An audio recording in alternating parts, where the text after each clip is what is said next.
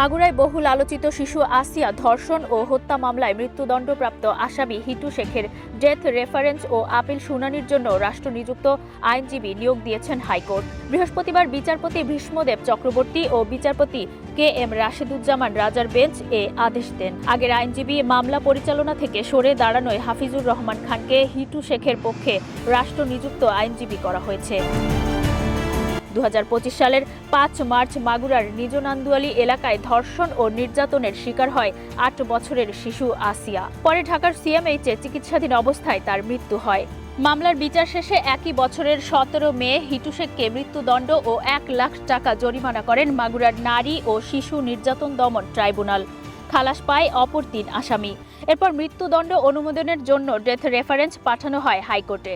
রাষ্ট্রনিযুক্ত আইনজীবী নিয়োগের মধ্য দিয়ে এখন শুরু হচ্ছে ডেথ রেফারেন্স ও আপিলের শুনানি এগিয়ে নেওয়ার প্রক্রিয়া।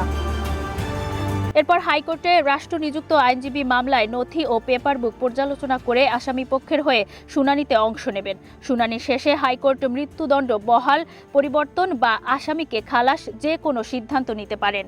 রায়ের পর কোনো পক্ষ অসন্তুষ্ট হলে আইন অনুযায়ী আপিল বিভাগে যাওয়ার সুযোগ থাকবে। সাগরিকা ইসলাম, প্রাইম টিভি।